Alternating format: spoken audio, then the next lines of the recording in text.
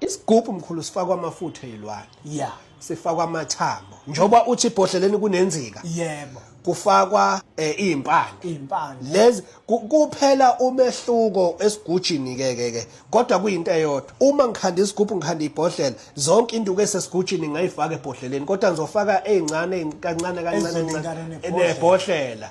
Yebo, esigubhini ngizofaka ukuthi xaxa. Ophondweni ngizofaka ukuthi xaxa. Okhambeni lo lweplastic ngizofaka ukuthi xaxa uma ngifaka lapho. Ake ngitsheleke imfihlo omkhulu. Yeah. Yabona namhlanje ngidedela imfihlo. Isigubhu mkhulu siyadlula ethuneni. Hey, siyadlula emanzini. Mhlambe omunye umuntu uzobuza ukuthi kungabe lezi gubhu lezi zehlukene yini esinjani esizodlula ethuneni noma yonke into eyisigubhu ekuthiwa izodonsa izodlula ethuneni. Akuzozonke edlula ethuneni. Yeah. Angizazi futhi uma ngabe usinikezwe inyanga ngeke engazi nokuthi sidlule kuphi. Yeah. Kodwa sengiveza mina imfihlo. Yeah. Isigubhu siyadlula ethuneni, siyadlula emanzini, siyadlula olwandle. Siyadlula kwinhlukana ndlela nebhodlela mkhulu liyadlula ethuneni liyadlula emanzini liyadlula olwandle liyadlula kwinhlukana ndlela ngathi manje liyavuswa kanjalo nophondo luyadlula ethuneni luyadlula kwinhlukana ndlela luyadlula olwandle luyadlula emanzini luyadlula lapho lovuswa khona kanye nani nokhamba. Ingakho ngithi mina inyanga osuke ithi uthi mfoka Khoza wathi isigubhu nebhodlela into eyothi besithi hayi isigubhu sijulile ayiphendula ngalutho.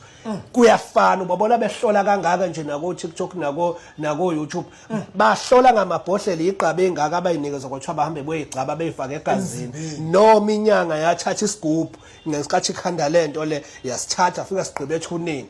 Uma ubuya wena uzofela ukupotshozele lapha wena waza unalwazi ubona uqeqebulo uyahlola kanti sekuvuswe umoya othile usune spoke phela. Uyazi ukuthi omunye umuntu mfoka Khoza uzoba nentshisekelo yokwazi ukuthi esinjani lesi esidlule ethuneni ngabe mhlambe yilesi ekuthiwa esenhlanhla yilesi ekuthiwa esomcebo yilesi mhlambe sokuhlola esinjani noma isiphi mkhulu isigubhu singadlula ethuneni esenza into ethile singadlula kwinhlukana ndlela singadlula emanzini singadlula olwandle uyabo singadlula lapho kuphithizela khona ini na abantu yini ke nebhodlela futhi liyakwenza lokho nophondo uyagqiba zonke lezi indawo lezi uma uthanda kuya ngokuthi ufuna ukuvusa ini kanjani. Ingakho ngisamile mina ngithi isigubhu nebhodlela into eyodwa okusho ukuthi umfundisi lo onamafutha lawa abawasebenzisa emabandleni kuthiwa yini lamafutha ama-magic oil emabandleni zigubhu lezo yemadoda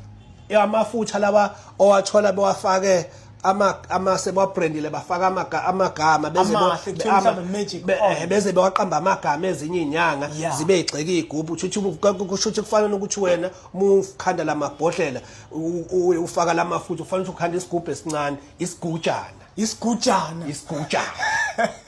okusho ukuthi zonke lezinyanga lezi ezinika abantu amabhodlela babanike isigujana ingoba sebeyazi ukuthi babaleka nga kodwa kuyenzeka futhi bona laba babebanikeza igujana uthola ukuthi unento yakhethile ayidlulise emanzini ayidlulise olwandle wabesezomchathazela semchathazela usebrandile kahle ibhodlela lakhe leli selinegama seliya trend ukuthi hawu kuya trend isigubhu esincane lesi isigujana.